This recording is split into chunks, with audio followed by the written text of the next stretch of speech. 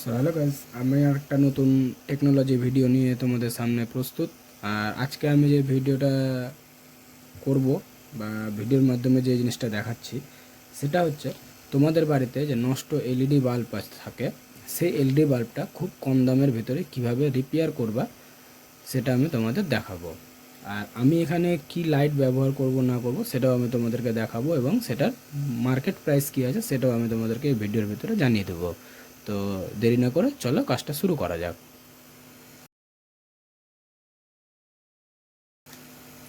তো দেখো, আমি প্রথমে এলইডি লাইটের ক্যাপটা খুলে নিলাম। এই ক্যাপটা খুলে নেওয়ার পরে কিন্তু আমি একটা এরকম এলইডি সার্কিট দেখতে পাচ্ছি, ঠিক আছে, যেটা আমি আগে অলরেডি রিপেয়ার করেছিলাম। এর ভিতরে যে সার্কিট বোর্ডটা ছিল, সার্কিট বোর্ডটা নষ্ট হয়ে গেছিলো। শুধু আমি একটা যে তারটা যে বেরিয়ে আছে এর নেগেটিভ পজিটিভ, অ্যাকচুয়ালি এসি লাইনে তো নেগেটিভ পজিটিভ হয় না, নিউট্রাল ফেজ হয় না। তো এখান থেকে যে দুটো মেন লিড বেরিয়ে আছে সেই মেন লিড দুটো কিন্তু আমার এখানে পয়েন্ট টু পয়েন্ট করা আছে। তো চলো আজকে আমি এই লাইটটা খারাপ হয়ে গেছে, আমি এটা কিনেছিলাম, ঠিক আছে, অনেক দাম নিয়েছিল তখন, এটা কোম্পানির লাইট ছিল।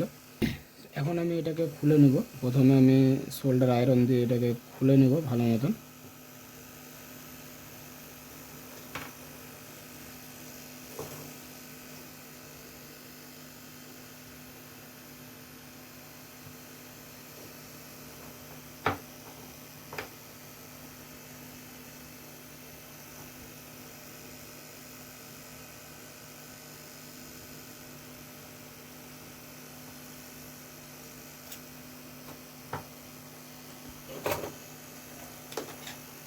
তো আমি খারাপ এলইডি প্যানেলটাকে খুলে নিলাম। খুলে নেওয়ার পর আমি এবার ইউজ করব। দেখতে পাচ্ছ আমি এখানে অনেকটা নিয়ে এসেছি এলইডি লাইট। তো এবার একটা জিনিস দেখাই, এর ভিতরে যে প্রোটেকশানগুলো করা ছিল সেটা কিন্তু এটার ভিতরে নাই প্রোটেকশান, ঠিক আছে। এখানে একটা ব্রিজ রেকটিফায়ার ইউজ করা হয়েছে আর একটা নর্মালি কয়েল ইউজ করা হয়েছে, যার দ্বারা এটাকে এসি লাইন বানানো হয়েছে। কিন্তু এর ভিতরে যত কিছু ইউজ করা হয়েছে, কয়েল, ক্যাপাসিটার, রেজিস্ট্যান্স, ডায়োড, এখানে আরেকটা আছে আইসি। তো দেখো, সব কিছুর ভিতরে সব কিছুর নর্মালি আলাদা হয় ফিচার্স, ঠিক আছে। এই লাইটটা খুব কম সময়ের জন্য কাজে লাগে।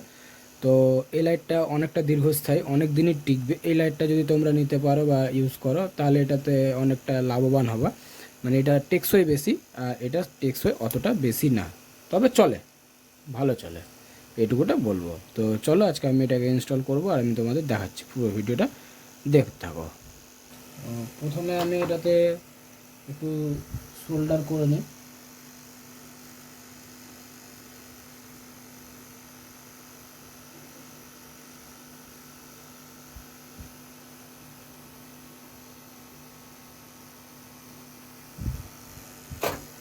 আরেকটা জিনিস, তোমরা যদি এই লাইটগুলো ইউজ করো তোমাদেরকে ভাবতে হবে না যে কোথায় কোন লাইন ইনপুট হবে, কারণ সেই জিনিসটা এখানে কিন্তু লেখা আছে L N, L for line, N for neutral.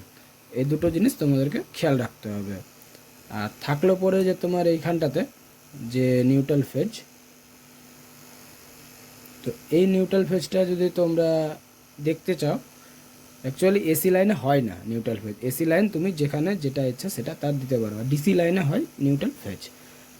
এই যে এলইডি প্যানেলটা, এই এলইডি প্যানেলটা আমি আমি এখানে সংযোগ করে দেবো।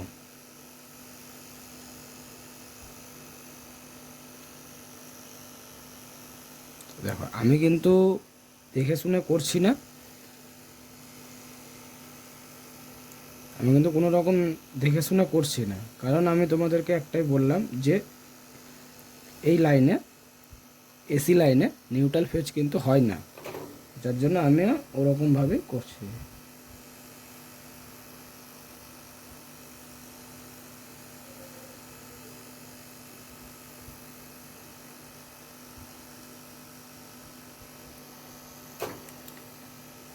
একটা তার আমরা ঝালাই করলাম, আর একটা তারকেও সেমভাবে এখানে আমরা সোল্ডারিং করে নেব।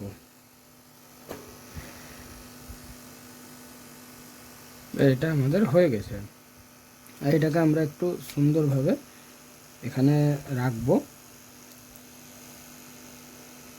ভিতর সাইডটাতে একটু জাস্ট চেপে রাখলাম।